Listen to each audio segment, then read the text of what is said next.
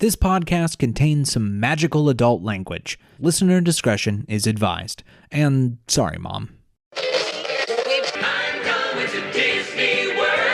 I'm going to... Whoa. You're not Mickey Mouse, you're a rat. Rat smack! Besides, they're tourists. What do they know?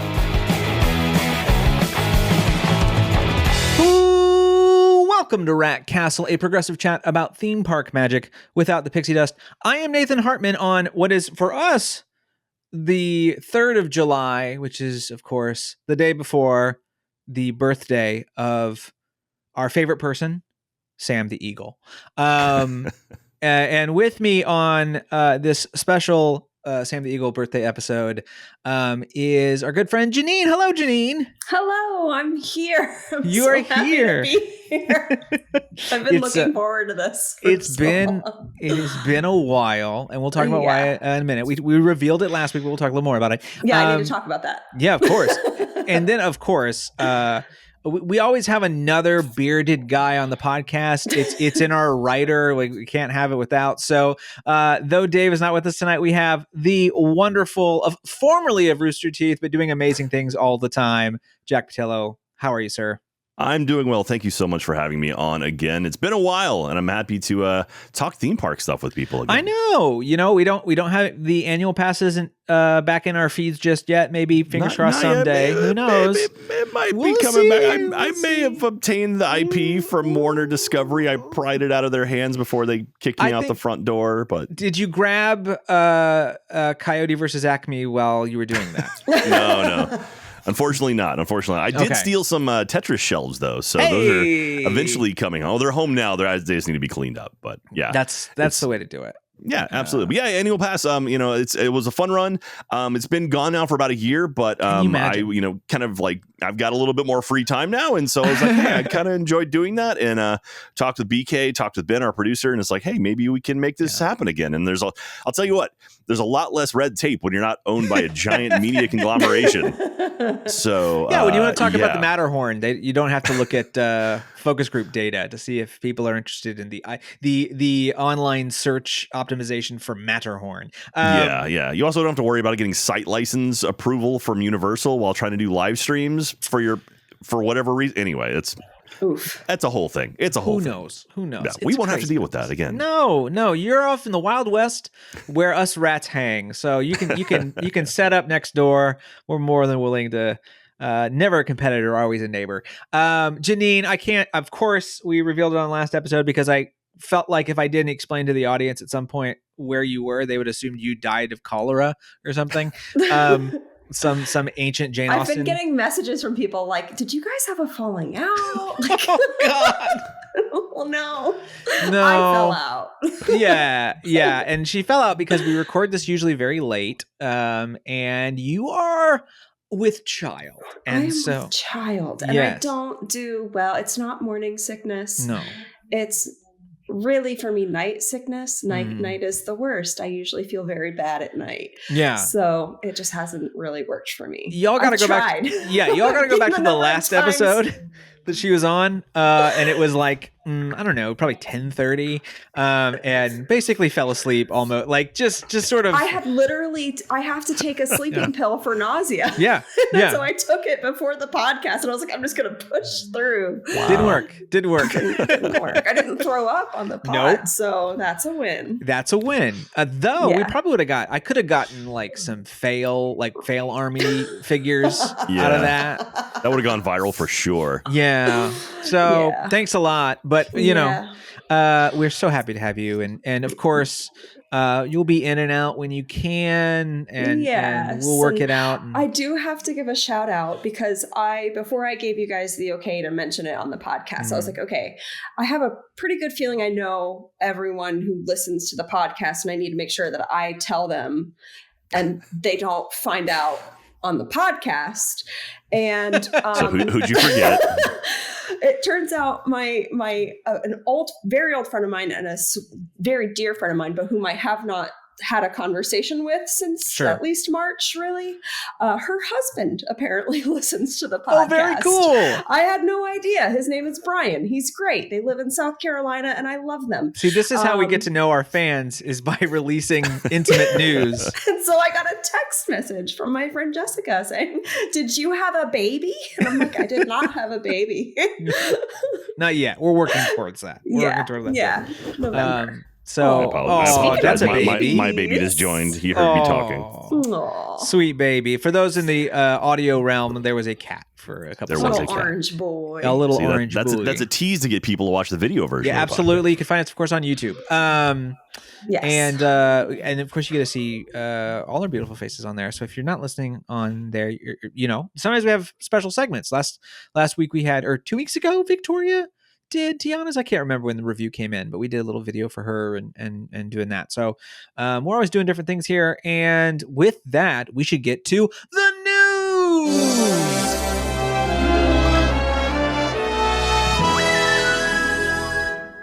Okay, let's get into the news. We're gonna keep it a little light. I didn't want to it's a holiday weekend for us, and y'all just getting off of that holiday weekend now, and so it's just one of those things where we keep it chill. But we got a couple things we have to talk about, like for example, the fact that Disney has fixed all of their problems with Genie Plus by not fixing any of their problems with Genie Plus. So for those who don't know, this would have been the 25th. Disney said that they are simplifying the Genie Plus and Lightning Lane system. And they are basically, I'm going to put up a picture here because it was so complicated.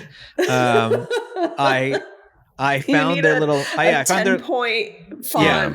I found their little diagram. So now what was formerly Disney Genie service, Genie Plus is now multi-pass, Lightning Lane multi-pass. And then the single pass, which is formerly individual Lightning Lane entry, is now called single pass. We have Lightning Lane multi-pass and Lightning Lane single pass. The difference here is a couple things. One is for the multi-pass is that you can purchase 3 experiences and times for one theme park ahead of your visit. And then after you use the first one in the parks, you can then get others. You can do this up to 3 days in advance unless you are staying at the resort, and then you can do it up to 7 days in advance. The single pass is pretty much exactly like it was with Lightning Lane. You can purchase, though, now up to 2 selections per day in advance of some of in advance now you can do Guardians or Tron and choose your available times. Now, what does this actually mean? What it means is that before COVID, we had a plan where you got and this is all tiered now. So they've tiered everything to certain prices, right? And it's a cap system is what it is. Yeah. So before we had a tiered fast pass system, and it was free. And then COVID happened and they shut everything down. And then they created a weird thing that no one understood that lasted a year. And now they have created Fast Pass, but you pay for it. That's it.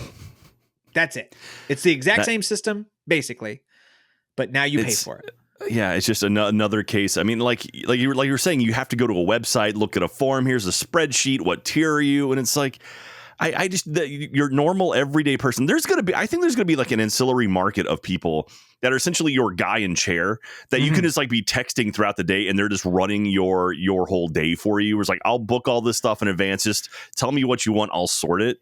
But yeah, it's so confusing and so dumb. And when I think of like the closest comparison is like Universal with Express Pass, where literally you go, but if you want, you pay for one thing and that's it. Like there's no other ways. It's like you can get it if you stay at the hotel, you get it free. Right. That's it. And there you go. And okay, done. One ride doesn't have it, Hagrid's, and other than that, it's all Yeah, and to be clear, this is for everyone. This is only Disney World. Disneyland is not doing this. Yeah. So is Max Pass what it used to be called? or Let's something? say yes. I always feel very iffy about talking about West Coast things. Okay. Because I always refer to everyone who's on the West Coast on this podcast, and no one's here today from the West Coast. So, Jeanine, what are your thoughts? Oh, I should mention before we get into your thoughts, Jeanine, currently, if you are from England, which is a very popular place to come from, or anywhere outside of America, including Canada, you cannot reserve your passes until you're in this country. So, I think they said they're going to fix Canada. I think I read they're going to fix Canada. But well, that would make sense. I don't know why you don't fix everything. I guess it's a time.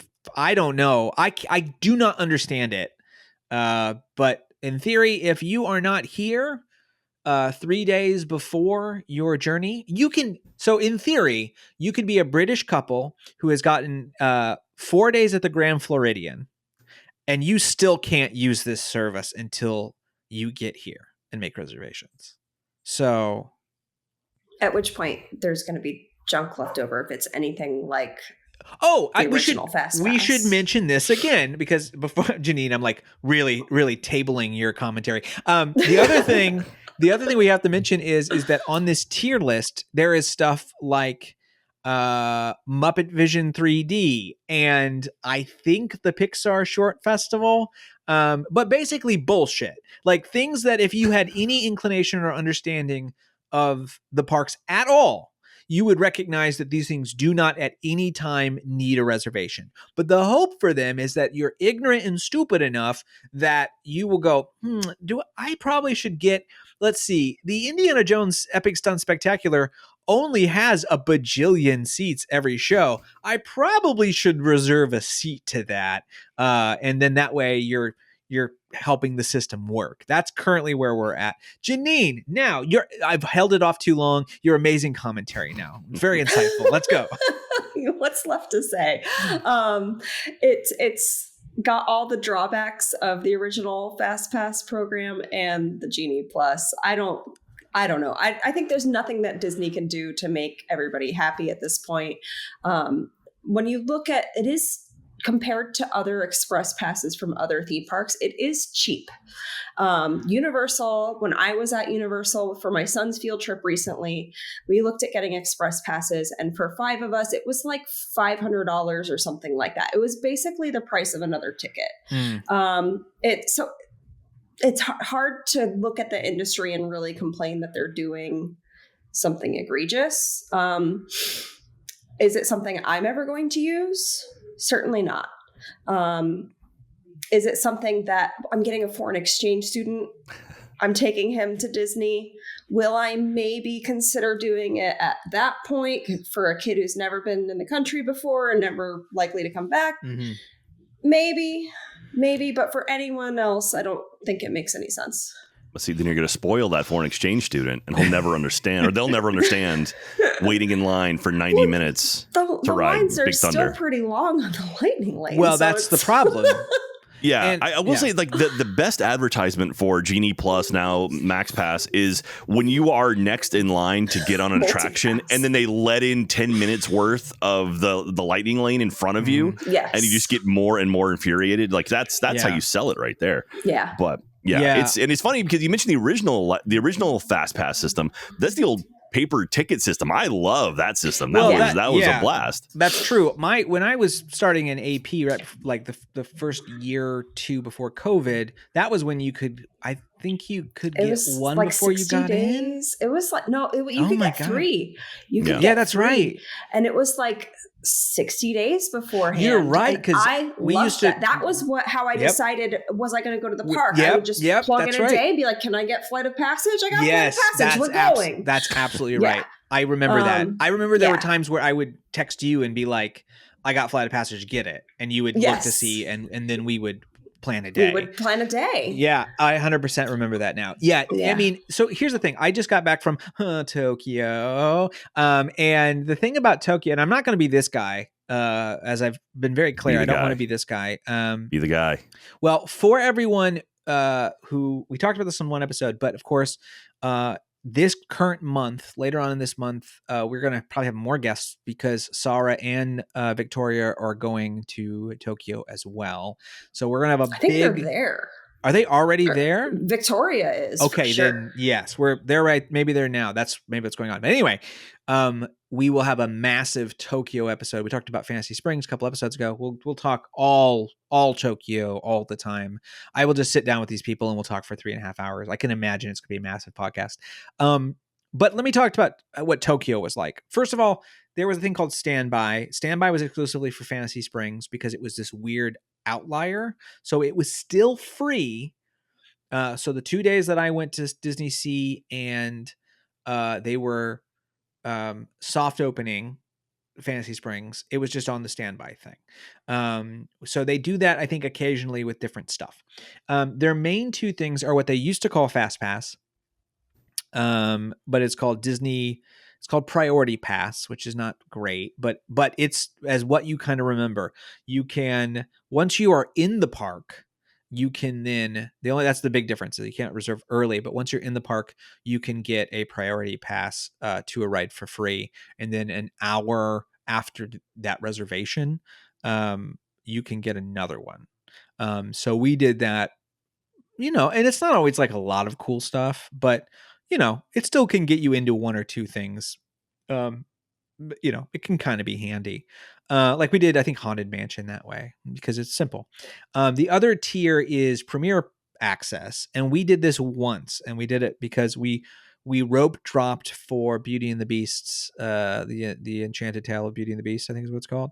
And then I knew it was gonna be my wife's favorite ride, so like immediately, like while I'm in line doing it because we're in the park, I went ahead and bought it, and that was I'm trying to remember 2,000 yen. So that was, I think, 2,000 yen. It's going to be a little bit worse today than it was when we were there, but about $12 per person. I think it was less than that because I remember thinking it was closer to 20 at the time.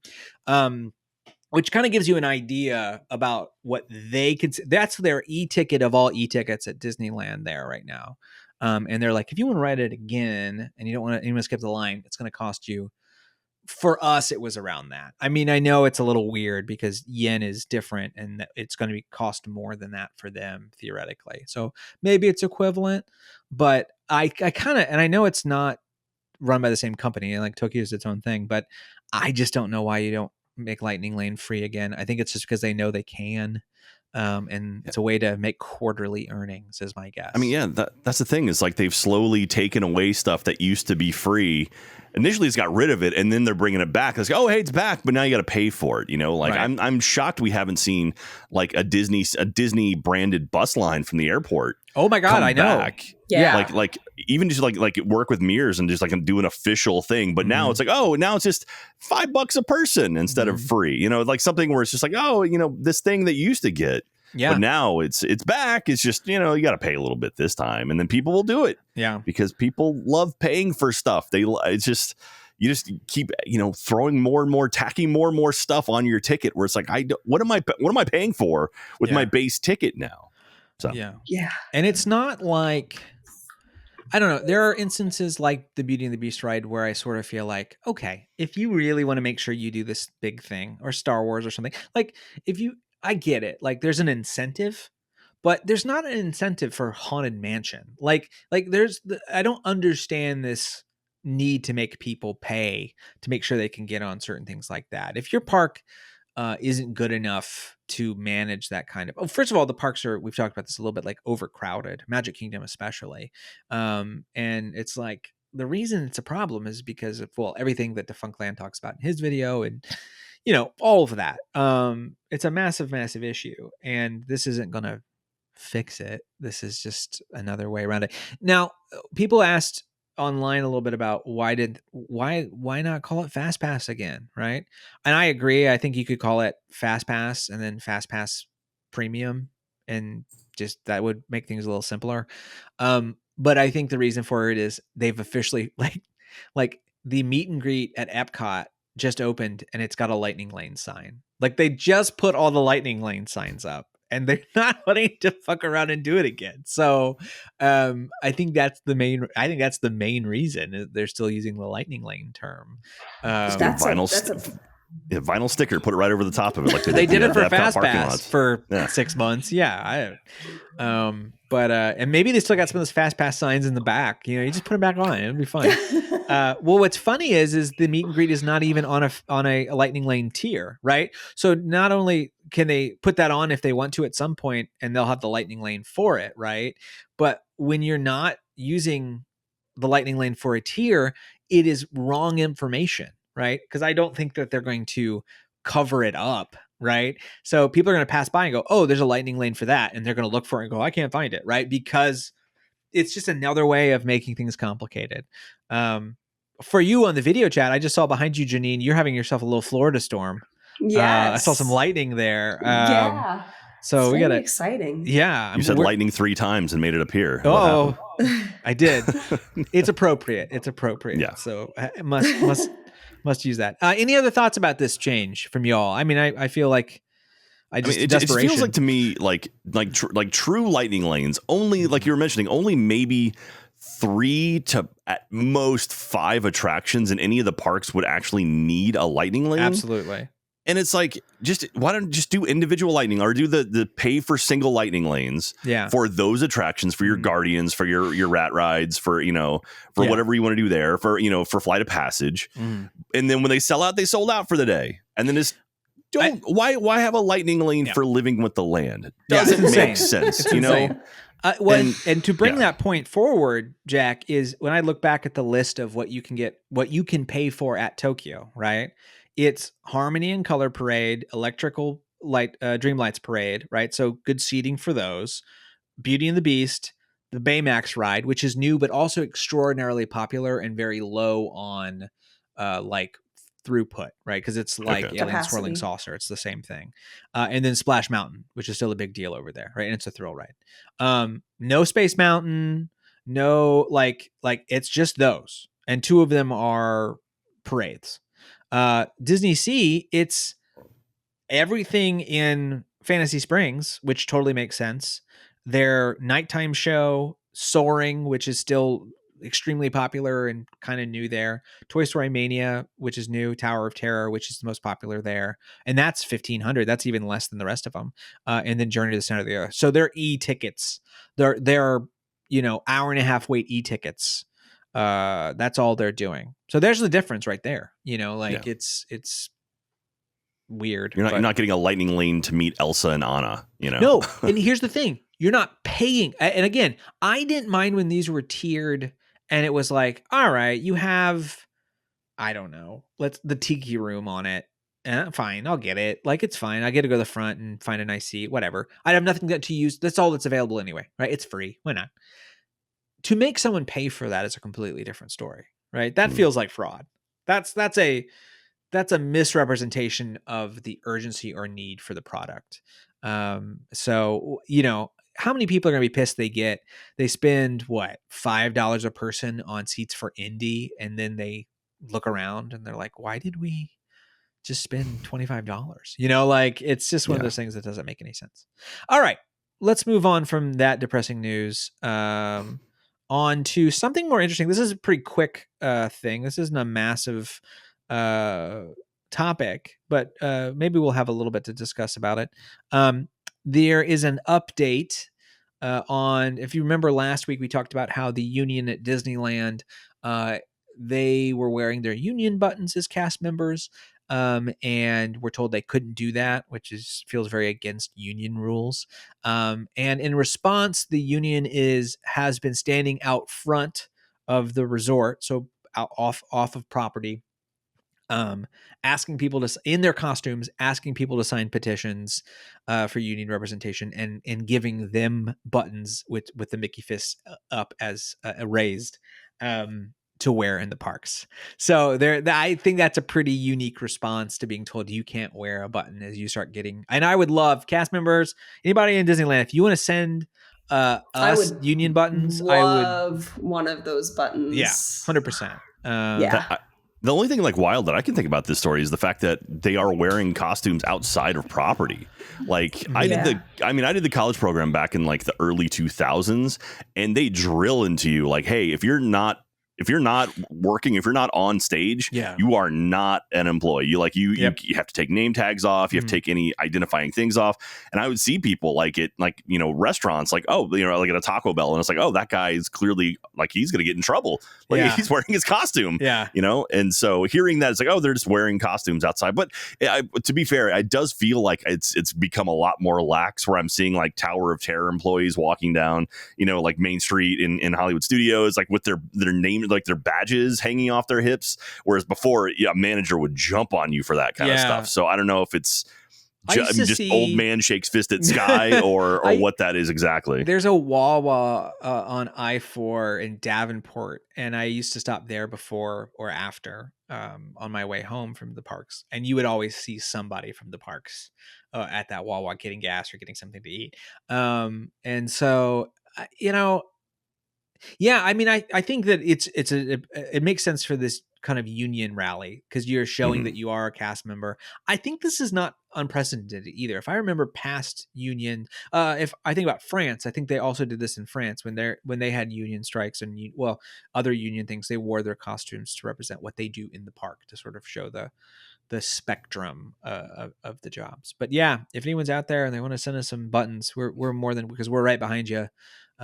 We fully agree with this. So that was a little update on that. Let's get to the fun bit. We're going to go over to Universal now, who is finally released information on what I would say is the most anticipated land in Epic Universe. It's interesting to me that they led with it. No, this is the third one, or technically fourth one. Yeah, if you're counting that they've launched. Yeah. Okay. I guess it's just the Jeanine, only one that came across my radar. Yeah, there's only one left. Only Harry Potter is the only one left. Yeah. So, okay. Yeah. And my guess is they're still figuring out what the hell they're going to do with Harry Potter, because nobody likes it anymore. No, I'm kidding. They have a plan, but yeah, it's certainly not the grandiose interest that it used to be. But my guess is Warner Brothers was like, you release ours last or something weird like that. Yeah, I can see that. But yeah, so we have some pictures here. We have Dark Universe, which is the sort of Universal Monsters land for Epic Universe. I'm very excited about this, and I don't really I love these movies. I'm not much of a spooky guy, but I do love this genre of horror film. You go to Darkmoor, which is sort of we'll call it the Transylvania-esque area, and it's a village. And we have several things we can talk about here. One of the cool things before we get into the attractions is the music for this. I think the whole land, is being composed by Danny Elfman, which, what a get. I think he's only done Mystic Manor in Hong Kong Disneyland. I think that's the only other Danny Elfman attraction work. So it's exciting to see him come back for that. Couldn't ask for a better person to do it. The first ride we have is, of course, the e-ticket here, Monsters Unchained: The Frankenstein Experiment. Why does everything have to be named like that? If you don't have a colon in it, like, you got to have a colon in every single e-ticket now. Yeah. I mean, Twister, colon, write it out. I'm sure there is. Yeah. There's some who knows, low-level marketing firm that owns the title Monsters Unchained, I think is my guess. Oh, yeah. That makes sense. It was going to be Monsters Unleashed before this, so they've already been told off by somebody. Which keeps happening. I would say... It was going to be Starfall Monsters, and then it became Stardust Monsters, and now it's... Unleashed Monsters. All the monsters all together now. I would have just called it let's see here. I would have called it what's that famous the Monster Mash. I would just call it the Monster Mash. For sure. But anyway, Monsters Unchained: The Frankenstein Experiment. You meet Victoria Frankenstein, the great granddaughter of Dr. Henry Frankenstein. Oh, it's always gonna be women. theme park's so woke. So woke now. Oh, we should also, before you get too far into it, we should also point out that this story takes place in modern day. Yes. So everything you're seeing, it does take place now. So it's not like you're being transported back in time. No. And like you said, it's the great great granddaughter of Frankenstein. Yes. I think that's pretty great. Yeah, that's cool. One would say it's great. I would say though the weird thing about that though is like, I mean, I guess it would explain the cash registers, but like the rest of it is like, it really has that Iowa feel. Like everything's 20 years behind. Except it's like 200. They don't have drywall here in Darkmoor. It's all stone. No. But maybe, I don't know. I've not been to like Transylvania area. Maybe this is a vibe. Anyway, what I love about this, I should start out as we get in the ride. If you see the Frankenstein Manor at the top, it's pulling I can't believe I'm Tokyoing it again. It's my new verb. It's pulling a little bit of a Tower of Terror because it has lightning at the top. And the lightning is of course going to do experiments, but the cords for the lightning run throughout the entire land. And connect to the spire at the front, which I think is really, really cool. That's so cool. I love that. And is kind of reminiscent, if people remember, of Alien Encounter, because at Alien Encounter, there was in Tomorrowland, there was a manhole cover and it was moved, and there was a spire coming out of that, as if throughout they were getting power from other areas as well to make the thing happen. So I love that vibe. It sort of brings everything together to use something like electrical, and then they can do fun stuff with it. On the ride, she's going to attempt to tame Dracula. That's not going to work now, is it? And so you meet all of the monsters from Universal Monsters. Sans Quasimodo. He gets put in there sometimes. He even had a Halloween Horror Nights at one point, which always felt weird because it's like, that man is disabled. I don't think you can. Gotta be careful. It's like no one read Victor Hugo's book and was like, oh no, he's a sad, tragic figure. So he's not a part of this land, but everybody else is going to be in the ride. So we have Dracula, the Creature from the Black Lagoon, Wolfman, the Mummy, and Phantom of the Opera, and the Bride, of course. And they're all sort of updated variants.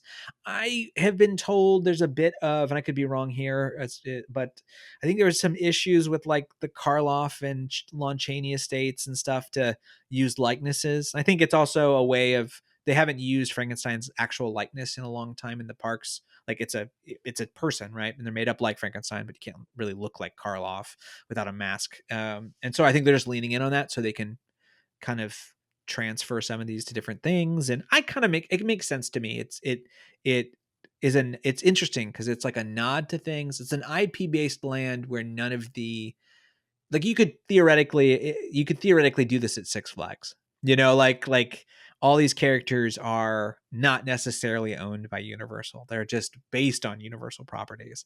But of course, that makes it sound terrible. No, it's really cool.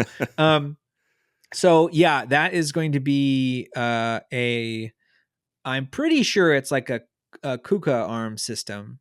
Yeah, it's the Harry Potter attraction, the Harry Potter ride, except it doesn't have the shroud over the top.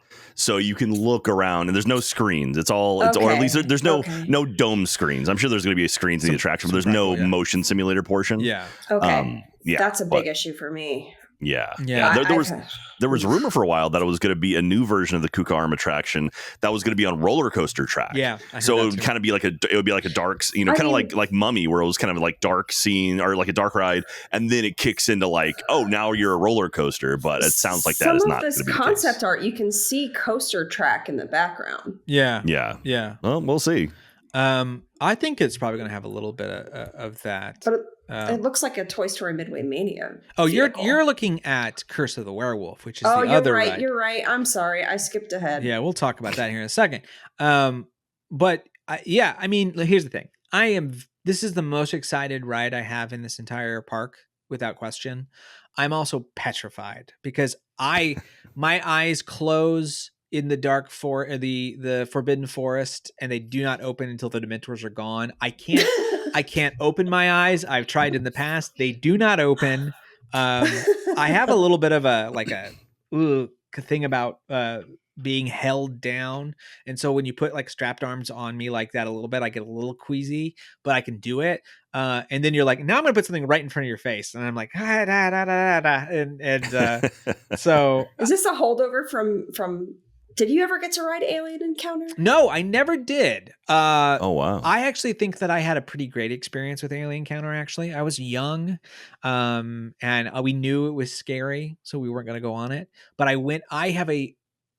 You don't remember a lot about your trips as a kid necessarily. Maybe like kind of. I remember that. It all Well, blends together. what was cool is I was in the gift shop, and I should have bought everything in the gift shop then because I love all of those characters now. But I remember hearing the screaming. That was me. And I was like, oh, not for me. Not for me. My first panic attack. Yeah, that'd do it. Yeah. That'd do it. So is this a Nathan's going to watch online first and then write it? Probably, just so I know it's coming. I think it might be me too. Yeah. But I'm very excited. I think it's going to be great. I'm so excited for this ride. Let's talk about Curse of the Werewolf. So this is like I would say like I don't know. It's more than Hippogriff. It's a family coaster. Right, I think we would say it looks like the Toy Story Midway Mania vehicle. It kind of does. Well, it's on a coaster track. It's a spinning coaster. Yeah, a mouse, right? Yeah. Is what they sort of. Yeah, it spins freely. So basically, like that's why it's facing. They basically you have four people per car facing to either direction, and so the car then spins freely. And the cool thing about this is it has a swing launch. So as you're going through the ride, you kind of hit a hill and then go backwards. And then you go forwards again, and that's when you launch. So it's like a double swing, which is really cool, fun. And it's something really, really neat. And that swing launch is during the sort of the werewolf scene that you'll see. Yeah. And so supposedly you're going to see the werewolf transform or something. Oh, that sounds cool. Yeah. So hopefully it's not going to be Disco Yeti. Hopefully it's going to be an actual animatronic, but we'll see. We know we've seen clips. We're not sure if it's from this ride or if it's from Unchained. But there's a clip in the promo of a hand sort of whipping down that's got claws on it, and it looks sick. And it's like 2 seconds, and I watched it multiple times because it was made clear by Universal that's an animatronic. And if that's the case, I'm pretty sure that's Unchained. My guess is it is because I think this is going to be more like fully realized, as you can see in the concept art. But even my point being is. Yeah, even if they do a little swipey swipe, we'll be happy. Just don't build a mountain around it, and you'll be fine. Universal, just learn from everyone's lessons. I do think it's interesting. They are playing in Romani culture without doing it, which of course. About 20 years ago, even 10, I think they would have just fully went in and been like, we're gypsies. And like, no, I can't do that anymore. And I think that's wise. But I think it's also smart to recognize kind of that's the vibe of that movie. And having those sort of, carnival-esque, it works for that. So that is that ride. We'll talk a little bit about meet and greets. There is, of course, you get to meet Frankenstein's monster, the Bride of Frankenstein, Igor, and my God, if this is not my favorite thing in the world, there is a Invisible Man meet and greet, and I know it's going to be the wrapped version, which is my favorite look in the entire Monsters universe. Like I love that look. But at the same time, my goodness, if they would just be like, and here they are, and then clap, and then like there's nothing, that would rule so hard. But who knows? Jack, can you hear us okay? I want to make sure you're good. Yeah, I'm good. I've got you on speaker, so let me know if there's any feedback, any echo or any feedback or anything. Okay, cool. But yeah, I would love nothing more than to get I would pay Universal, listen to me very clearly. I would pay $20 for an official photo of me with the Invisible Man, and there's nothing next to me. I would 100% buy that. So That is the sort of niche thing I'm interested in.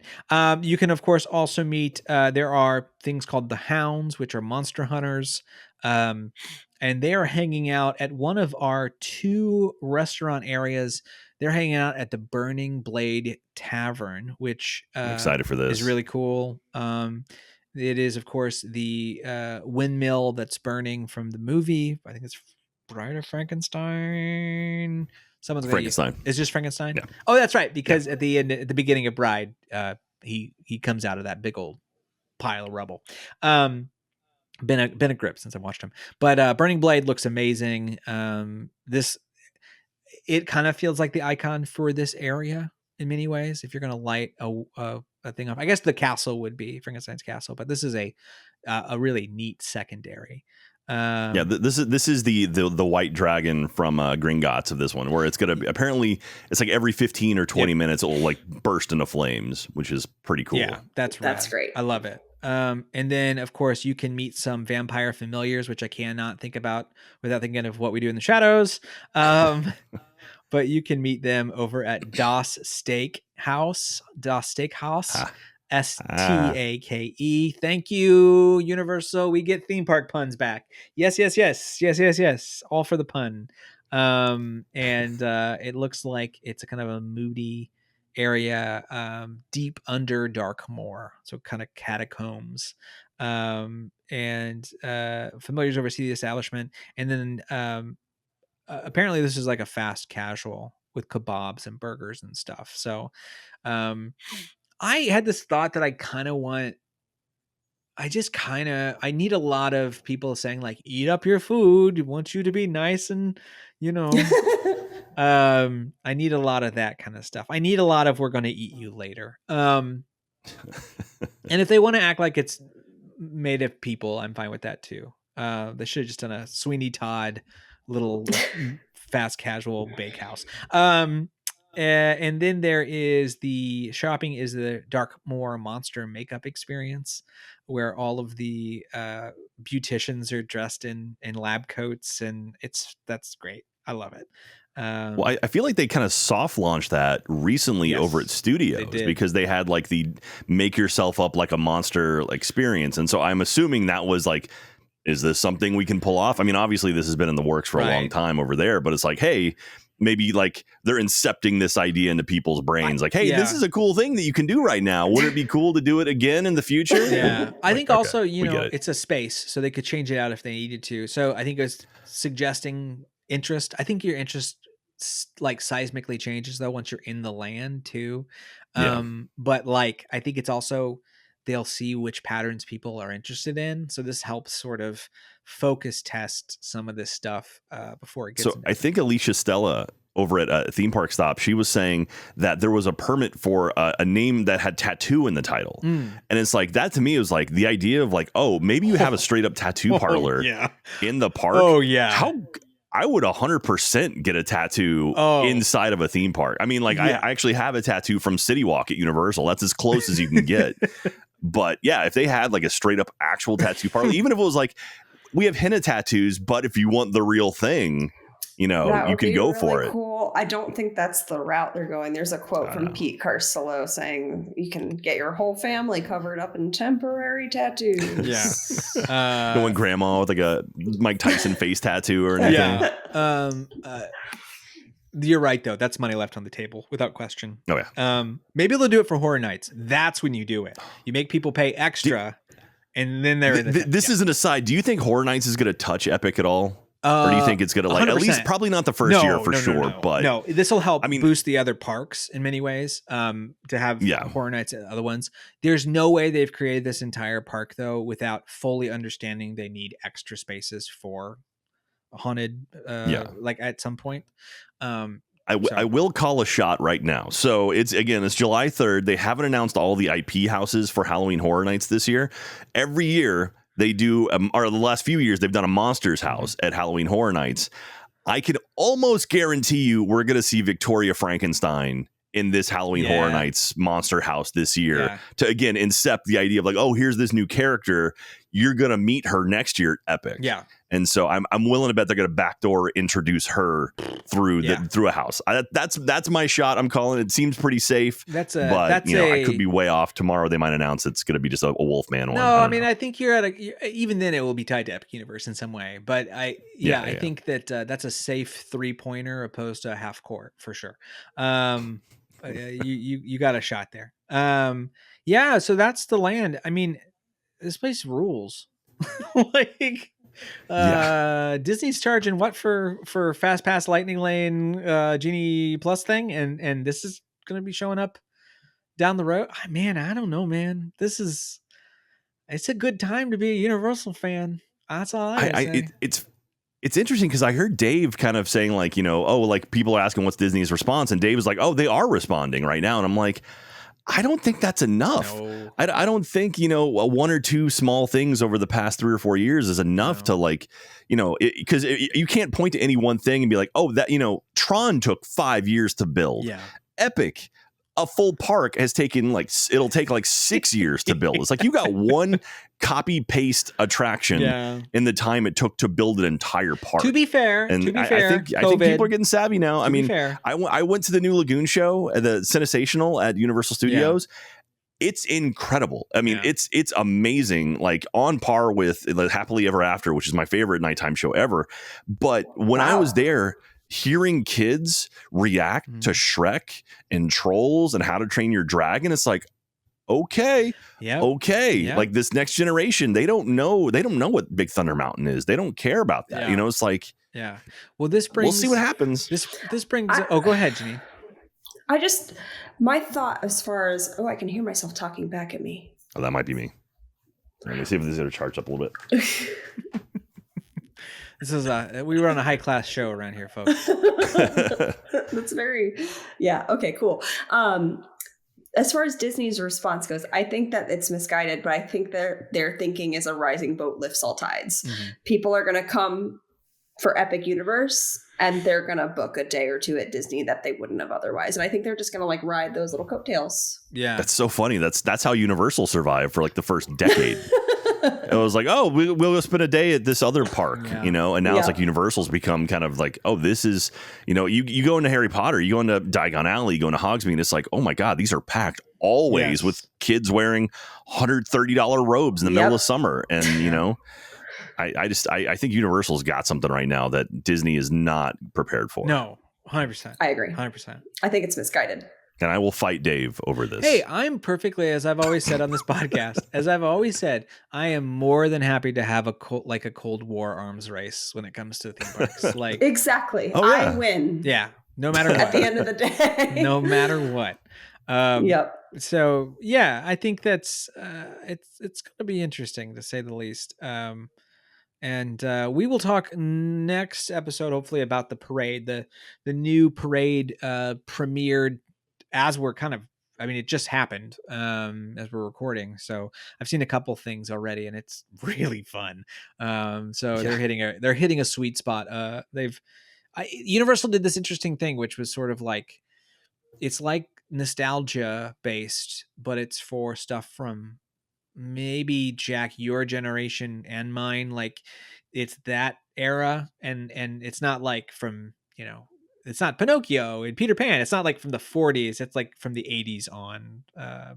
That's, they've always kind of leaned in on that. And now it's starting to there's enough generations that know these properties that it's kind of bringing it back in an interesting way. So even Sensational, there's a big chunk dedicated to Back to the Future. Yeah. And it's like, okay, and that's awesome. Jaws has a great segment, and they're really going for it. And I appreciate the understanding of here's new property stuff and here's old stuff that you love. And it never feels weird when Universal's they did the Ghostbusters, which they hadn't done in years. And it always feels nice because, they've done such a good job of ripping away rides and not being as beloved about it. And so that it never so far hasn't felt cheap, kind of like we talked about last episode where, Epcot now they're like, hey, remember Horizons? And you're like, fuck you. Like, what are you talking about? I mean, you could argue Fast and Furious took out 2 really awesome attractions, but I mean, that's. I agree. I think they also are sad they did that. Yeah. And hopefully said I am I don't know. I'm a believer that I know it's San Francisco and not New York, but Fast and Furious, Ghostbusters does pretty good numbers in theaters still, and the new characters were in the parade today as well. So I don't know. Yeah. We'll see. I mean, I can see Fast and Furious dropping on top of Springfield when that contract inevitably goes away. Some kind of coaster, depending on how Hollywood does. And then you've got that space, and it's like we've got a big area over there for a major e-ticket attraction. And I think once Epic opens, they're going to be like, all right, let's tear down a whole bunch of stuff. Yeah. I don't think not Forbidden Kingdom, the Lost Continent. I think Lost Continent's gone almost immediately after Epic opens.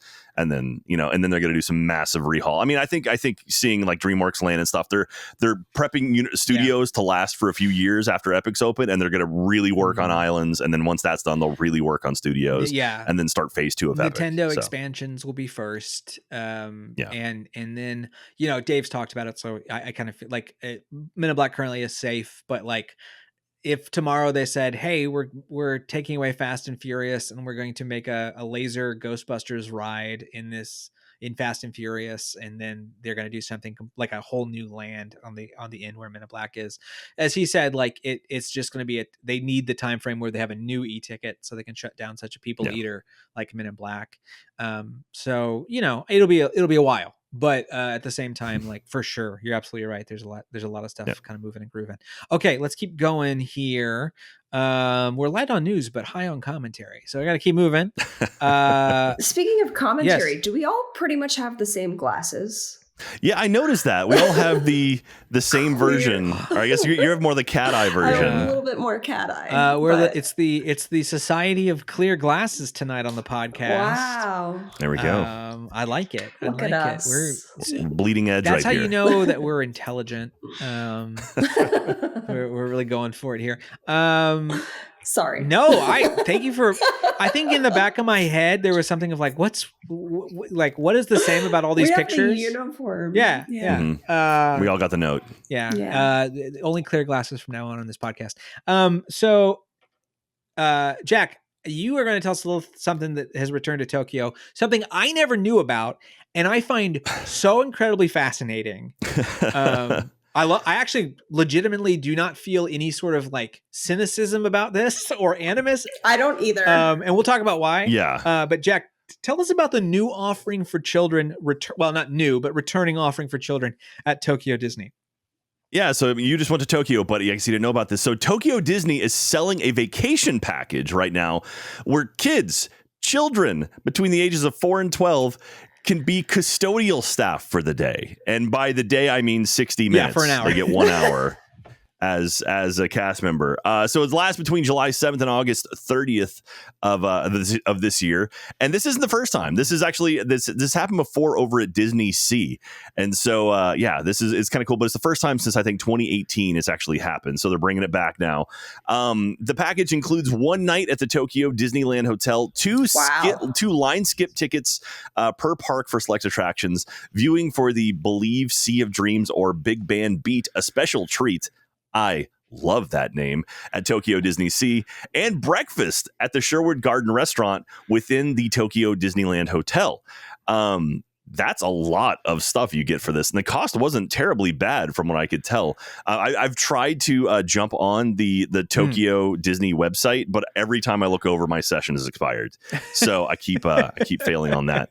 But yeah, so the plan is available for families with kids ages 4 to 12 on Fridays, Saturdays, and Sundays in July and in August.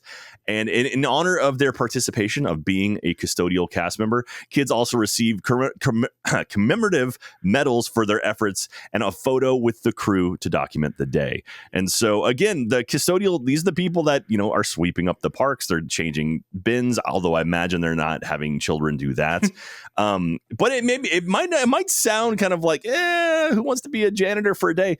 But the custodial staff at Disney is actually really, really solid. When I was working out there, Like they had some of the most like leverage to do whatever they wanted. They could kind of go. I mean, as long as they stayed within their general zone, they could kind of move around.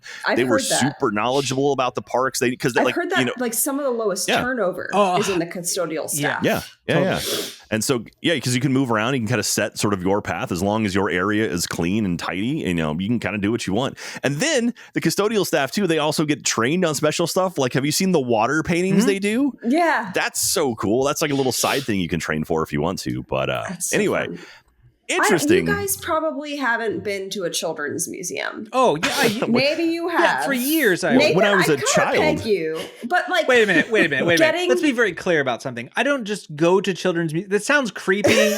But like that. Well, sometimes there's like special events at children's museums, and they'll have like adult nights or something like that. And I can see that's something you really. In Indiana, believe it or not, the Indianapolis Children's Museum is one of the greatest children's museums in the world. It's known for it. It's incredible. I grew up with it, and so now and then we would go. Even then, because it's just fun and it's like a huge water table. I love water tables. Like I love water tables. I'm having another kid, so I can have more water tables in my life. There are easier ways of doing that, Jeanine, but it's too late. It's too late to have that conversation. Like, honestly, my 11-year-old would still really go for the water I would table. too, to be honest.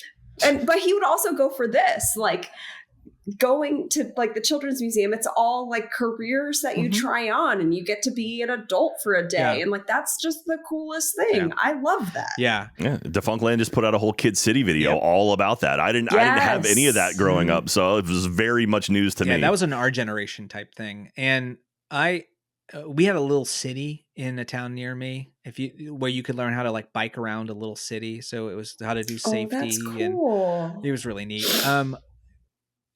If you've been to Japan, you fully understand something like this, truly, because it is the safest, cleanest city I've ever been in my life was Tokyo. There's not a question at all. And they so respect as a culture cleanliness. I went through an the large, like the most populous city in the world, and their metros are like kind of immaculate for a metro. Like there is a level of taking care of yourself. There's no trash cans anywhere.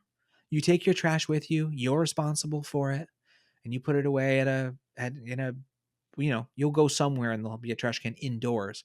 There's no outdoor trash cans anywhere. There are just little bins for cans next to vending machines because you're expected to get your drink while standing by the vending machine, and then put your can away. There's no walking and drinking. There's no on the metro drinking. There's none of that.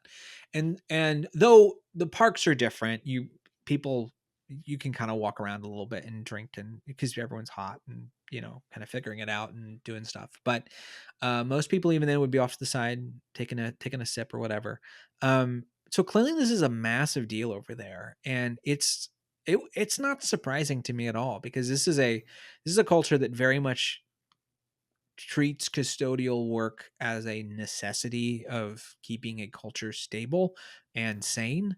And see, I would argue you just literally spoke against custodial work, because everyone takes care of themselves. So what will they even have to do? Well, I think which maybe makes it an even better job. Yeah, I mean that's the mystery of it. Is also like there's a lot of extra stuff connected to that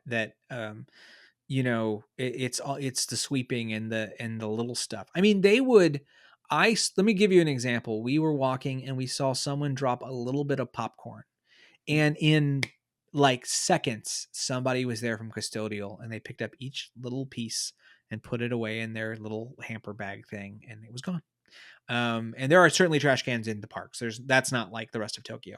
But it is a thing. They really respect it. And so when I saw this, I was like, of course they have this. This is a way of fostering that, bringing respect to it. Whereas it kind of puts a mirror to American culture, because we would see something like this and be like, oh, this is cheap labor, huh? Like what we, why do that? And like gross. Which explains how we treat our custodial staff. I'm pretty hyped on this. My mother was custodial staff for a long time, as was my father. So, hard working people. And we are not a culture that appreciates that enough. So I think about that every time I go to Disney and I see people working in the bathrooms there. Oh yeah. And there's just always a custodial staff cast member in the bathroom.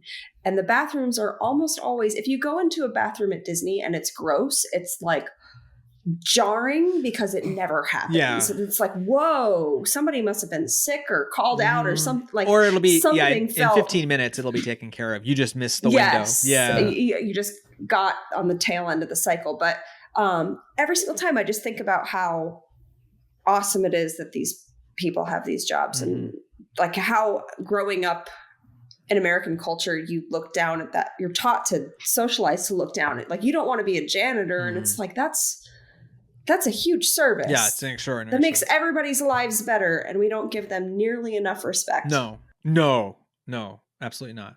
And I love that all these kids get to wear cute little outfits. And we're always the photos are super adorable. Super cute. You should check out the YouTube version of this for sure, because we definitely have shown those. I can guarantee it. Let's talk about. We're gonna go kind of. This is corporate news. We're leaving our parks area, though this is sort of still resort related. But it deals with two resorts, and that is California and Florida. Jack, we have an update on something that's going on about what I would consider to be one of the biggest faux pas in Imagineering ever. Yeah. So basically, there's some Disney cast members that are currently suing Disney because of the move to Florida that was happening. So way back in the COVID days of 2021, Bob Chapek, good old Bob, announced a $1 billion campus to be built in Florida called Lake Nova. So this is where all of Imagineering was going to move to, a bunch of admin was going to move to, for the parks we're going to move out to Florida. I think it was over by the airport. Not sure exactly where it was going to be. It was about a 20-minute drive, if I remember correctly. Okay. So a lot of cast members rightly were upset about this due to it being right around the time of the quote, "Don't Say Gay" bill that had passed in Florida as well, from everyone's favorite governor, Ron DeSantis. Where's my button? And so hold on. Yeah. I must. Oh, I wasn't prepared for you to say the name of the devil. What am I supposed to hold on a second. Fucking fascist! There we go. Okay. There you go. Nice. So a lot of people left the company, and rightly so, and they left in protest because, hey, that sucks to move us to Florida from California. That's a lot of life change. Yeah, so that's called a downgrade. Yeah. So the project was intended to be finished in 2023 and then ultimately got delayed till 2026 and then eventually canceled in 2023. So when that 2023 actually came around, instead of being done, it got canceled. Of course, during that time, Papa Chapek left Disney, Uncle Iger returned, DeSantis became king of Reedy Creek, and the world in general is a worse place than it was before. And then he didn't. And then they figured it all out. Like, what? I don't know. Yeah. Apparently, they realized that everyone doesn't make as much money if they fight, which, duh. Yeah. Then now they're hunky dory again. Yeah. So whatever. Anyway, current Disney employees Maria de la Cruz and George Fong allege they were told to relocate to Florida with the understanding that their jobs probably wouldn't be around if they didn't move. De la Cruz is the vice president of product design, and Fong is a creative director of product design. And according to the lawsuit, the cast members had 90 days to, quote, consider and make the decision that's best for them. Little heavy-handed, Mickey slapping a bat on his. Be a real shame if you lost your job. Yeah. The mouse wants to talk to you. The two cast members both agreed to make the move in November of 2021 because, hey, that's where everyone's going. They sold their houses and then made it to Florida. And now they're trying to get back to California, and it sucks what for a them. Nightmare. So, yeah. One of them sold like their family's house that they had inherited. Yeah. That sucks. And, like, fuck, that's not a thing you can put a price on. Yeah, and I don't know if you know, but real estate is not fun. It's not a fun thing at all. So the idea of selling a Los Angeles-based house to move to Orlando and then try to get back to LA, like that's not good. So I feel bad for them. So we'll see how this goes. It's there's a class action lawsuit, I think, happening now. So, and I imagine, I mean, we lost Disney. I speak of we. The royal we. I mean, Kevin Lively left. A bunch of people were forced out because they weren't going to move to Florida.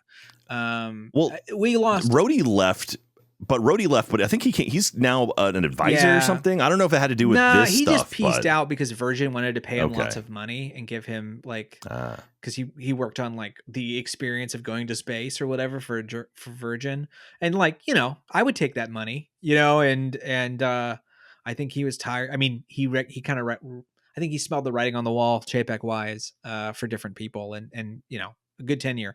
And then of course, because they got rid of hundreds and hundreds of years of expertise and experience, because of stuff like this, you got to bring in people like Joe Rhodey to come back and explain the history and explain how they did certain things, because there's nobody left. Everyone, I mean, not everybody, but like, if you want to know why Epic Universe is so good, don't get me wrong. There's a lot of Universal people that have always worked for Universal and they do an amazing job. Side note, though, is a lot of people also left Disney and they got a job with the neighbor, because the neighbor's like, I got a new park and I need people for it. And, you know, there's plenty of people like that did that. So, you know, that's part of it. Yeah, like fuck Disney. Like, take them for all they're worth. I would say on this one. Yeah, let's go to some interesting news though. They might have a little extra money to help pay for this. I find this perplexing. I've not seen this yet, but Jeanine, what is making $1 bajillion at the box office right now? This one actually makes sense for me anecdotally. All right. Inside Out 2 is doing gangbusters at the box office. It's the best movie out since, as far as numbers, since like Barbie and Oppenheimer. It's my personal experience. We tried to go opening weekend, could not get tickets at any theater for any showing. Decided to go the next weekend, waited too long to book tickets on Saturday, could no longer book them on Friday night, and had to book Sunday. And that was like not even going to our choice theater. Like every single fucking showing was sold out for 2 weekends. And then the showing that we went to, because we booked it 2 days in advance, that one was sold out. So like we walked into the theater and it was just like, oh my God, I haven't seen this much people in a movie theater lobby and I don't even know how long. It's real weird. I don't know where that came from. Yeah, I was going to ask, like, what is the you know, the genesis of these crowds? Like, I mean, I there wasn't a particularly strong like it was promotion, a really subtle marketing campaign. Like, and it went. It went cheap too because and no issue for these people, but like Mindy Kaling and Bill Hader's characters, Fear and what's hers, Disgust, got cast by, I don't remember her name who did that, but Bill Hader's is now done by Tony Hale, who I love from Veep and Res Development, because Disney went cheap. Newsflash, by the way, I didn't know this. I was watching an old interview with Nathan Lane, oddly enough, with Jiminy Glick of all people, and apparently Disney's always been cheap because they were talking about Timon and invoicing Timon, and Disney just doesn't pay well for this kind of stuff. But interestingly, yeah, I thought, okay, they've sort of said this is not going to make a ton. We're going to make it for cheaper and we're going to make it. But like, you know, like it doesn't feel like they thought they had a hit on their hands. I don't think they think they're capable of making hits. No, I think they're having a crisis of confidence. Oh, for sure. Well, it's all Marvel now. I mean, they got. I assumed that Deadpool and Wolverine was going to be the big Disney hit of the summer. Yes, and I think that still will be. They got absolutely. The popcorn bucket. Yeah, that's true. I mean, it's the right age. I mean, 2015 was the first one, so we're reaching 9 years later.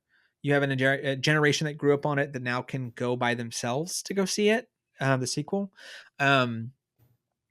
It makes sense as a story concept, I guess. I mean, I liked Inside Out a lot, but it was past my nostalgia realm of like Disney stuff, right? And so I liked it and I was like, cool. And I've seen it maybe once or twice since then. But like, it's not something that I like think a lot about. Well, Well, I feel like Inside Out is the movie where it's like, we're just going to stab you in the heart and keep twisting and you're going to cry a lot during this movie. And it's like, I don't know if it's a cathartic thing or what, but I mean, like the scene I remember is with Bing Bong, like trying to get out of the ravine. I was like, that's so sad. And that's the one scene I'm like, oh yeah, I remember that. Yeah. Okay. And that's, I remember Bing Bong dying. But I mean, fine. It works for me. I'm happy. It's funny. So we're going to go, Katie and I both have Regal passes unlimited. She took a break last month because there wasn't 2 movies. You kind of pay it off in about 2 to 3. You start making money on 3. And she didn't have anything she really wanted to see. But this one we said, okay, we'll kind of wait it out and then we'll see Despicable Me 4 because Minions. And then this one and Daredevil. That would be great, but no Deadpool. So we haven't seen it yet. But the other day I did try to go to a movie theater to see Horizon, the Kevin Costner movie, because part one, because I was like, all right, like Kevin Costner, put up the money. Couldn't go because it was sold out. The Boomers showed up. It worked out. It didn't do well in theaters apparently. I did go to another showing later in the day. I lasted a half an hour and I left. I left because I didn't pay for it really. And also you can tell it was supposed to be a TV series. It looks like it. The script's terrible. It very much feels like it was supposed to be made for Netflix. And I was like, I can't watch 10 hours of this. So if I start this, I got to watch the rest. I'm not gonna do it. But yeah, we got Boomers in one theater. We got Millennials in Inside Out 2. The movies are back, baby. Here's something I want to say though about this craziness of the box office. We are such a stupid society right now that there's a Beverly Hills Cop movie that's coming out on the 4th of July, and I have to sit at home to watch it. Netflix just said, I would like to not make $150 million. Like they dusted off Judge Reinhold and they're not showing it in theaters. That blows my mind. It's malfeasance. It's to the point where as a shareholder in Netflix, I would be like, I am getting rid. This is a vote of no confidence. Like if you don't think that you can both release this movie, people have it's the 4th, right? People already paid for that month of Netflix. Like it's over. People, I think that these streaming services have to realize they are now the movie library you watch when you're home. And people still want to go out to see stuff. And the idea that they couldn't just release this like they do other things, like Apple does this, right? And then like 2 weeks later it shows up. Do you like money or not, Netflix? Well, I mean, like they did it for I think Rian Johnson had to push to get Knives Out 2. Glass Onion into theaters. Like he had a fight to get it into theaters, and it ran for like a month. I think I know I saw it in theaters, and I watched it 3 times at home, and maybe even less. But it made, you know what? It made more money than if you didn't show it in theaters, and that didn't have Eddie Murphy in it. So I don't get it. Had Daniel Craig doing a great voice. I love. Give me Daniel Craig. You can he enjoys that. You can tell that he's. Him and Rian Johnson have said if they could just make the not Poro. It feels what's his character? Blanc? Yeah. Benoit Blanc. If they could make Benoit Blanc movies the rest of their life, that's all they would do. They would just keep making Benoit Blanc, which is like, that's perfect. I love it. Do it. Forever and ever. Like if you can Columbo this for the next 30 years, do it. Like works for me. Yeah. If you want to just such a great foghorn leghorn all over my ass all day long, works for me. Okay, this is an interesting one too. I have mixed feelings a little bit about this, but Jeanine, who is putting a big moving sign on their studio lot for sale? Yeah, so the Jim Henson Company is selling their studios. So this was originally Charlie Chaplin Studios. The Muppet Company, Henson's company, bought it in 1999. Apparently sold it. No, they sold. Then bought it back. No, they sold the Muppets. They sold the Muppets themselves. Right. That's right. They sold the Muppets in 2000. Yeah, and then bought it back. But and then sold it to this Disney. Was Charlie Chaplin. Yeah. Yes. The rights. Muppets. Yeah. I don't know. It's a big. Jim Henson can kind of put Kermit on top of their studio, and it's not a problem for Disney because the only people that can make Muppet stuff is Jim Henson basically, but they don't own the Muppets, if that makes sense. Theoretically. Yeah. Well, I thought they had sold the studio, and then that's what they made the Jason Segel movie. Yeah, I know. It feels like that. Feels like that. It is a very God, what is his name? I can't remember the name of the villain. Yeah. But that guy. But is it it's Tex an Richmond? 80,000 square foot. I think it's Tex Richmond, isn't it? Yes, Tex Richmond. Nice. No, I should know how this. did I pull that have out of my head? The world's #1 Muppet fan in my house right now. It's 80,000 square feet. Apparently, they plan on like leasing the land back after they sell it, and they say it's part of like a grander expansion. They said that they just need more space to do what they want to do with their creature factory or whatever. I think it's all good. I don't think it's like it's not a bad move. It's just a move. I think it's fine. Apparently they're still going to be on it. They're just going to be leasing it, which is a weird choice, but I guess they're just kind of like cashing out so they can move on to maybe finding aspects a space. of it too, I think is the plan. Yeah, so they can kind of piece out and then find something that works for the greater vision. So I remember passing this several times when I lived in LA for a couple months when I was interning. I don't know. Jack, have you ever been? Did you ever see it? I've driven by it. It was like in Hollywood, right? Or it was like just like it's not near far. Sunset, I think. It's not far from Sunset, and if I remember correctly. And yeah, you could at times, I never went, but you could go on the lot for things like Puppet Up and different, like they would use a studio for their live shows. I remember that. So yeah, I never actually got to go into it, but yeah, I'm pretty sure I've seen it before. And it's like, oh, the Muppet Studio, and that was it. So I love this space. It's unique. If you ever want to see it, you can look it up online. But I think it's also in the Muppet movie, the newer Jason Segel one. It's this quaint little cottagey looking thing. It's perfect for Muppets and Jim Henson. I think it needs to be a museum. I agree. It's safe. I'm not worried about it. It's a historical landmark. Like nothing can happen to it, in theory. But Chaplin filmed all his films for the most part there. Herb Alpert, Red Skelton owned it, and then CBS owned it, and then CBS filmed Perry Mason there, and then they used that space. They sold it to Herb Alpert for a recording studio, and like a bunch of records were recorded there. And then the Henson Company took it over. Like it's an incredible history in one little spot. And so you could do a really cool museum of all those aspects. I would love to see that because it's a beautiful space and it's just so cool. I would love to, someone should write a book about that studio space because I would read it in a heartbeat because it's just so neat. I would be surprised if someone hasn't written that book. I don't know. Don't make it my job.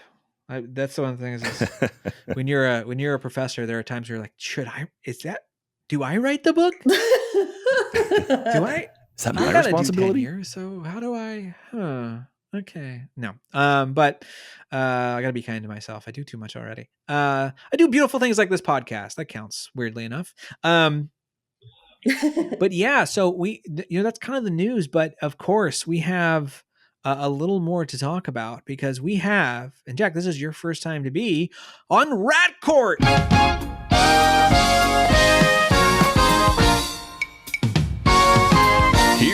Hear ye. Rat Court is now in session. The rat-tastical judge, Nathan Hartman, presiding. Order in my court.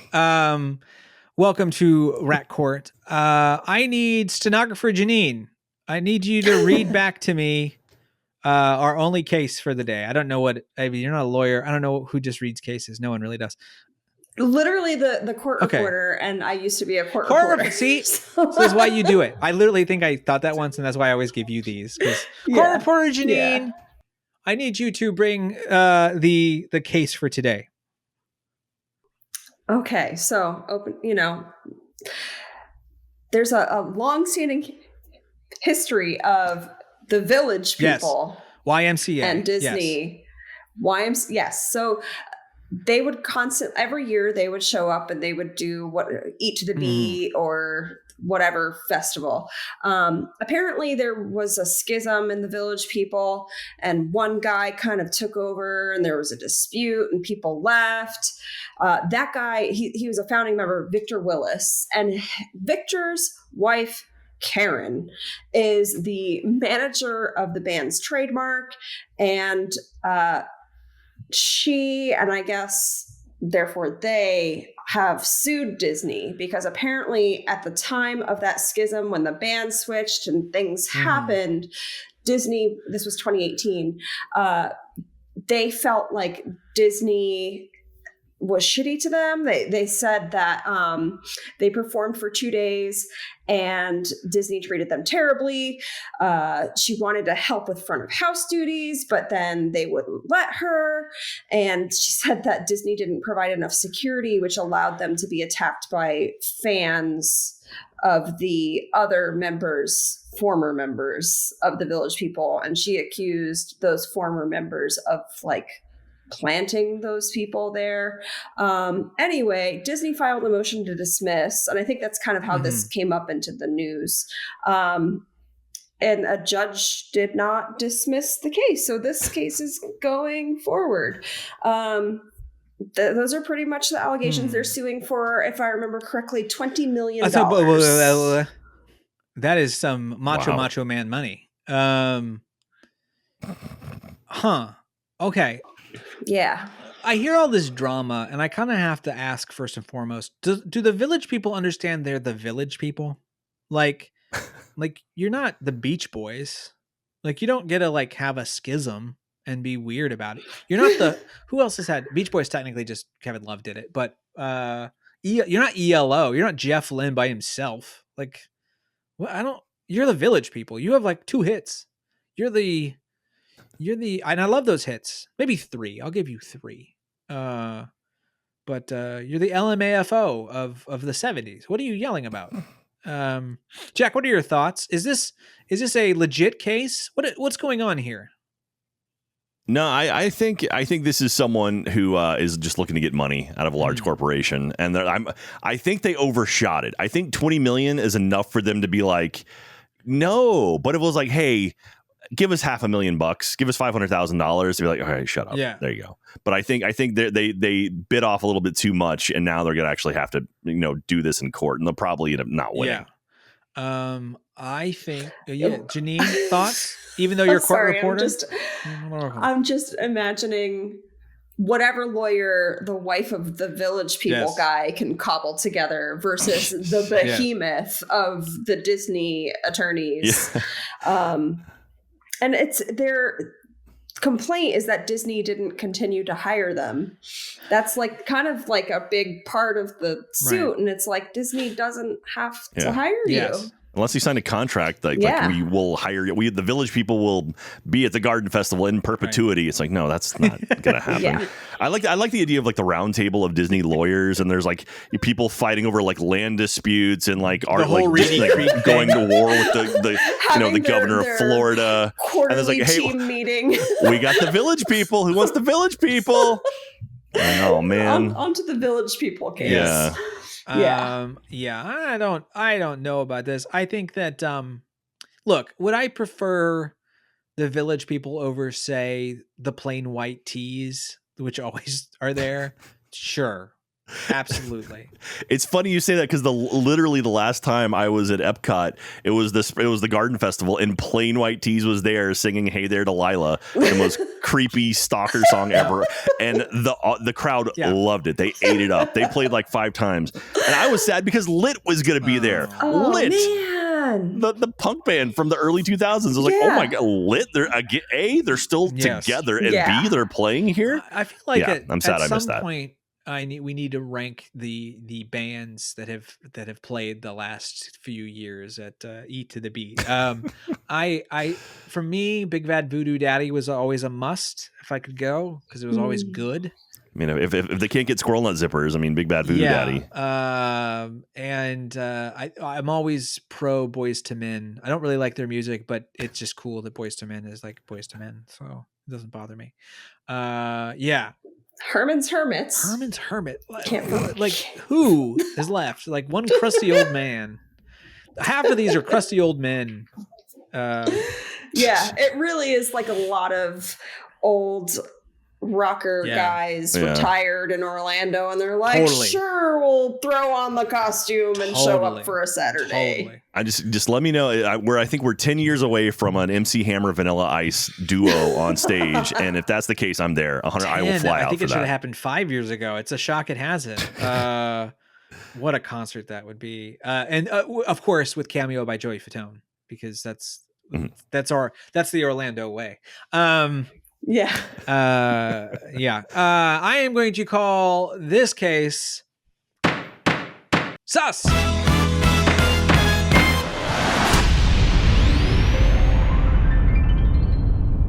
Rat Castle has completed. We have a sus on that one. But we're not done yet. You mean Rat Court? What did I say? Yeah, Rat Castle's almost done. It's almost done. Just hold on. Yeah, I was like, really? We always. I was waiting for John Larroquette and Bull to show up. Yeah. Alas, at last, one of those men are dead. Understand that reference? And the other one is too busy doing the other version of his first show. I haven't really checked out the new Night Court. I don't know. They're like season 2 or 3 now, so I guess it's going well. Yeah. This is totally off topic. I kind of liked Frasier. Like, I'm kind of into the new Frasier. It's nice. It's like, I don't know. It's like, it's like an old blanket. It's like, is it a little frayed? Is there a hole that makes the wind come in a little? Yeah, but I've had this blanket for a long time and it feels good to put it on, so yeah, I would pro Frasier, check that out. What a good thing. Anyway, we would never ever complete an episode of Rat Castle without our good friend, the Astuter Computer Poem of the Week. That's why I'm a router for me computer. Everybody needs a friend. Oh, Astuter, we love to see you, Astuter. What give us something about this week. What's going on this week that we can, here we go, see. Blocked by cast members, village people left unseen, lawsuit shadow dances. All right. Way to go, Astuter. Okay. Hey, we love a village people haiku. I'll take that. Anyway, it costs 3 trees per haiku. I realized one per line. But thank you, Astuter. I appreciate it. It's worth my big power bill. So anyway, that's Rat Castle for the week, everybody. Jack, where can people find you? We love to keep tabs on Jack.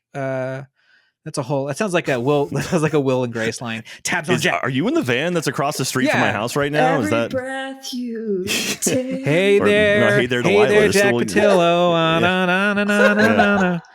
What's it like in Austin, Texas?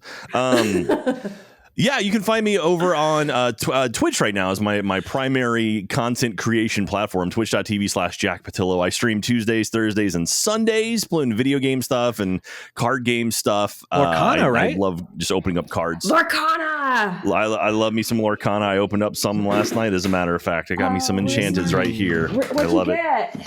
I had some Inklands because I was in Florida. I was in Florida on a family vacation, so I picked up some packs, some official Florida packs, and I put out of the 10 packs I got 5 Enchanteds. I got 2 Maleficents from Inklands, and then I got a foil Ursula, legendary, and Mulan, and a Piglet as well. So.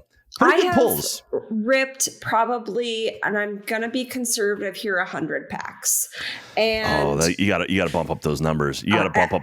It's gotta be at least. We've gotten like 2 booster boxes, and then a bunch of like treasure troves, and then all the individual boxes. Janine, you don't want to get into this battle with me. Well, no. My point is, my kid opened his first box or his first pack, and he got. Ooh, Hercules Enchanted. Hercules. And at the time, this was worth like $450. And I didn't fucking sell it. Oh, yeah. Well, it's its first one, right? Yeah. So then we get told us to sell it. Along Came Zeus. Actually, a friend of mine gave me that one.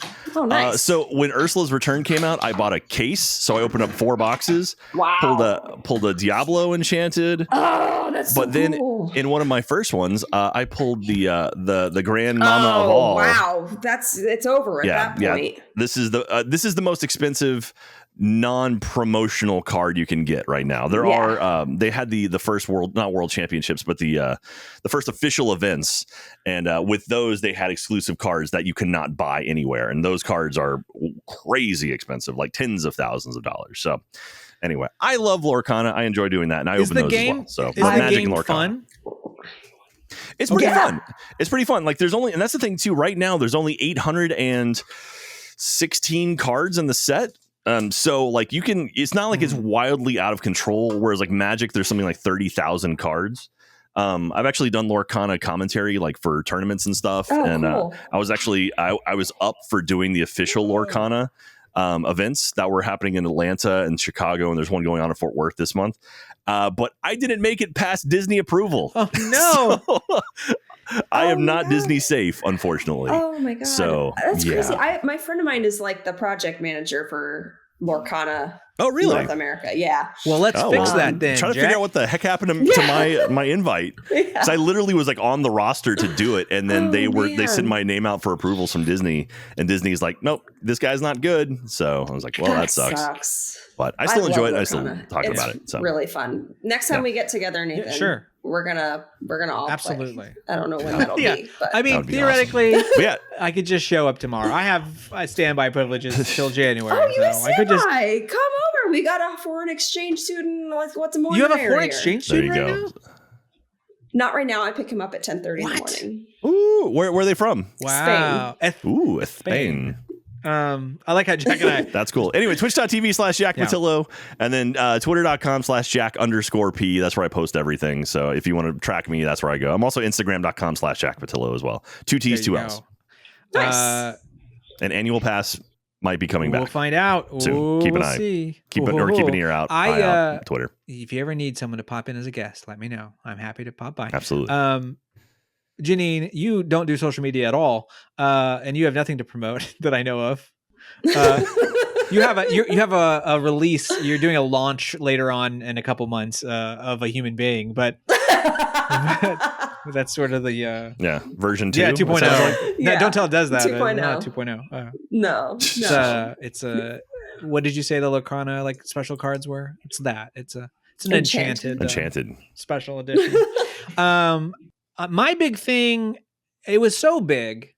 In the sense that I spent so much time on it that I decided it was a 10-year based project. And it is now. It's official on my things that I'm doing.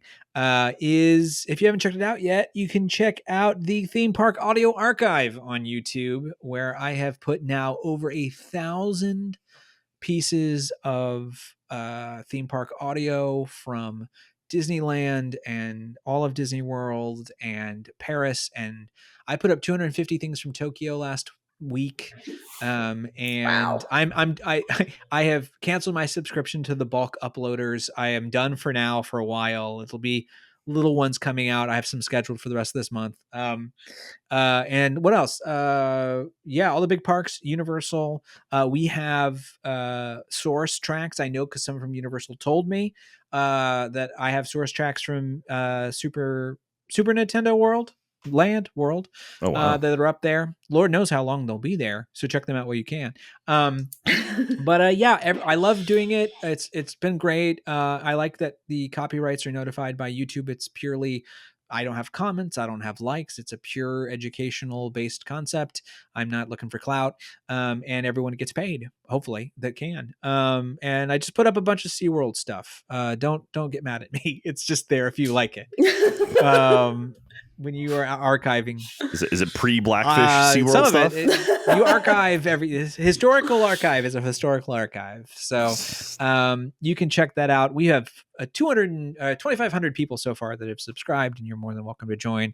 And I will keep that updated. You can find that at youtube.com/@themeparkaudioarchive. And I will be doing updates and stuff and telling people what's going on over at my Twitter @SomeStuffIsaid. So if you want to check me out over there. Yeah, so that, that's about it. Jack, it's always so good to see you. Thank you for popping in here on a holiday break. I appreciate it. Absolutely. Please. I have not a lot to do right now. So if you ever need a guest, I'm in between jobs. I love it. By all means. I don't love it for you, but I love it for us. And then, of course, our stuff, you can find everything at ratcastlepod.com. We are still looking for some cast member confessions. We got a couple mailbox stuff. We're going to get to that soon once I get some more people, kind of the larger crew, everyone back. And then before the summer's out, we're going to have a big old Japan episode. So keep an ear and an eye out for that. I can't wait for Me that. either. I'm just going to grab protein bars and a big thing of water, and we're just going to start at like 6 a.m. because it's going to be a long one. It was either we had a baby or we went to Japan this summer. You chose wrong. I can tell you that. No, I get to live through you. There you guys, go. So, because that's what people want, to be me. It's the best. I can say. That's why people watch Twitch. True. Enjoy your parasocial relationships, everybody. Why not? I certainly do. So anyway, with all of that, you can grab your belongings and exit to the left.